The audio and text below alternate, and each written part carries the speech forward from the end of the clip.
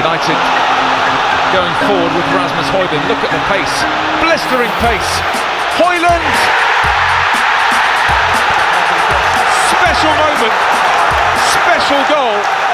Bukan Erik ten Hag, Sir Jim Ratcliffe bakal bikin ratusan pekerja Manchester United jadi pengangguran. Calon pemilik saham minoritas Manchester United, Sir Jim Ratcliffe, berpotensi membuat langkah besar mengerikan di Old Trafford. Laporan menyebutkan CEO Ineos berencana memecat ratusan pekerja setan merah begitu dia tiba di dalam klub. Seperti diketahui, Ratcliffe memang sudah sepakat membeli sebagian saham United dari keluarga Glazer. Miliarder asal Inggris itu rela menggelontorkan dana hingga 1,3 miliar pound sterling yang membuatnya mendapatkan kewenangan mengurusi operasi sepak bola di dalam klub. CEO Ineos kabarnya sudah memulai kinerja di Old Trafford sedikit demi sedikit dengan melakukan peninjauan terhadap operasional klub. Hasilnya, Sir Jim Ratcliffe berencana melakukan pemangkasan karyawan secara besar-besaran di Manchester United. Keputusan itu bakal diambil lantaran setan merah memiliki jumlah staf yang jauh lebih banyak daripada rival-rival mereka di Liga Inggris. Mengutip dari laporan Daily Mail, Manchester United saat ini punya lebih dari 1.100 pegawai di dalam klub. Jumlah tersebut jauh di atas Liverpool yang cuma mengantongi 900 karyawan, serta Tottenham Hotspur, Manchester City dan Arsenal yang masing-masing memiliki 700-an pekerja.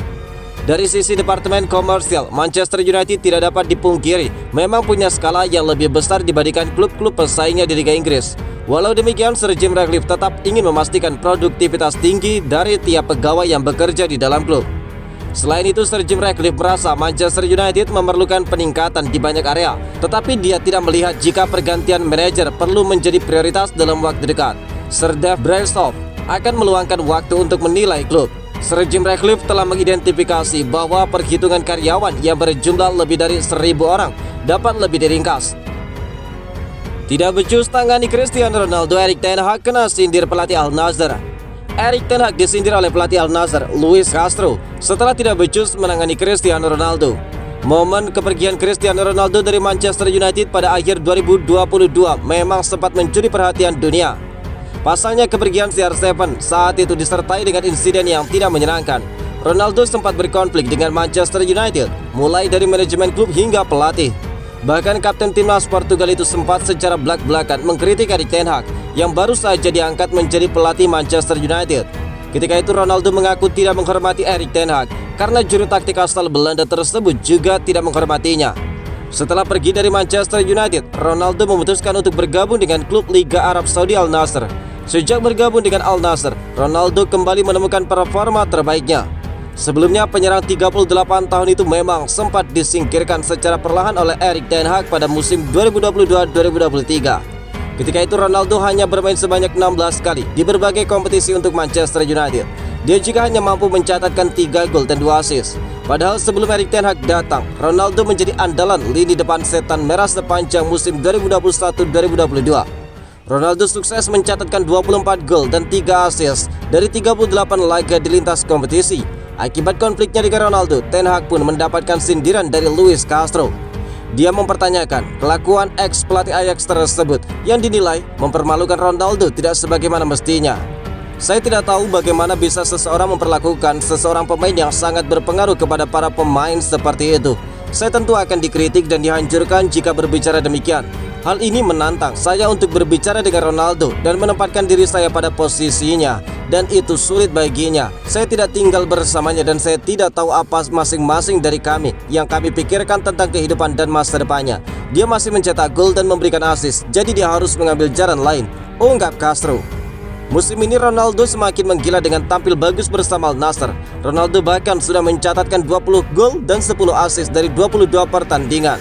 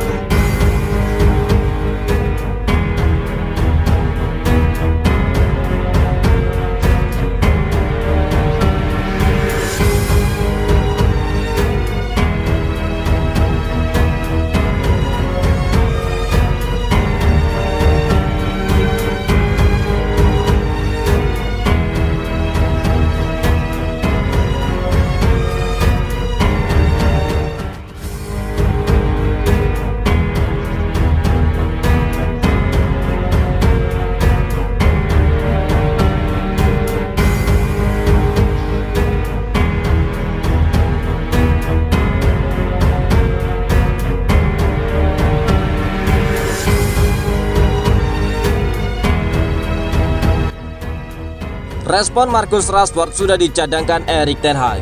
Dalam 3 laga terakhir United, manajer Erik ten Hag mulai menepikan Marcus Rashford.